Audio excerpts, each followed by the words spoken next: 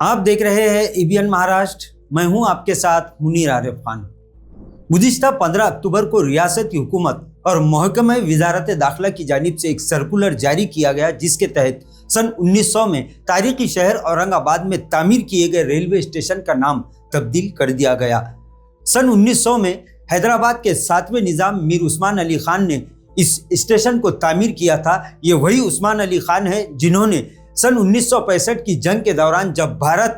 مالی طور پر نہایت کمزور ہو چکا تھا اور اس وقت کے وزیر اعظم لال بہادر شاستری نے یہ اپیل کی تھی کہ ہندوستان کو مالی تعاون کیا جائے، اسی تعاون کی درخواست پر حیدرآباد کے 7ویں نظام میر عثمان علی خان نے ہندوستان کو تقریباً 5 ٹن سونا دان کیا تھا۔ خیر، 125 سال بعد اس تاریخی شہر اورنگ آباد کے ریلوے اسٹیشن کا نام تبدیل کر دیا گیا۔ اس تعلق سے محکمہ ریلوے کی جانب سے بھی ایک لیٹر جاری ہو چکا ہے اور اب آفیشیلی طور پر ریلوے اسٹیشن پر جاری تمامی کام ناظرین اب نئے نام کے مطابق ہوں گے، یعنی اورنگ آباد کا نام اب پوری طرح سے سرکاری سطح پر مٹایا جا چکا ہے۔ ایک طرف محبان اورنگ آباد کی جانب سے اس تاریخی نام کو بچانے کے لیے جو قانونی طریقے سے کوشش کرنی چاہیے تھی وہ نہیں کی گئی، اور دوسری طرف تمامی سیاسی پارٹیاں جو مسلمانوں کے نام پر ووٹوں کی بھیک مانگ کر گزشتہ کئی دہائیوں سے حکومت کے مزے اڑا رہی ہے، یہ تمامی سیکولر سیاسی پارٹیاں،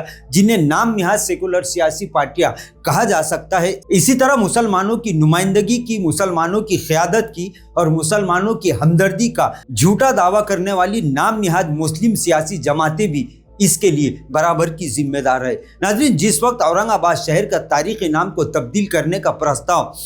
کارپوریشن میں 2 بار پیش کیا گیا، اس وقت 2015 میں منتخب ہوئے عوامی نمائندوں کی میعاد ختم ہونے میں تقریباً 4 یا 5 دن بچے تھے، اور اس وقت پھر ایک مرتبہ جنرل باڈی میٹنگ میں اس نام کو تبدیل کرنے کی تجویز پیش کی گئی۔ لیکن بڑے ہی افسوس اور دکھ کی بات یہ ہے کہ اس وقت اس جنرل باڈی میٹنگ میں موجود تمامی سیاسی پارٹیوں سے منسلک مسلم عوامی نمائندے، چاہے وہ کسی بھی سیاسی جماعت سے تعلق رکھتے ہو، انہوں نے اس نام کے تجویز کی مخالفت نہیں کی، اور اسی کے بعد دوبارہ اس تاریخی شہر کے نام کو تبدیل کرنے کی تجویز ریاستی حکومت کو روانہ کی گئی، جس کے بعد جو کچھ ہوا وہ تمام یعنی کروڑوں محبان اورنگ آباد اچھی طرح سے جانتے ہیں۔ ناظرین، ایک طرف سیاسی پارٹیوں سے جڑے تمامی مسلم عوامی نمائندے اس بات کے لیے اب ذمہ دار ٹھہرائے جا رہے ہیں۔ عوام کی جانب سے اس طرح کے سوالات گزشتہ کئی دنوں سے سوشل میڈیا پر گشت کر رہے ہیں کہ آخر اس نام تبدیلی کا اصل مجرم اور اصل ذمہ دار کون ہے؟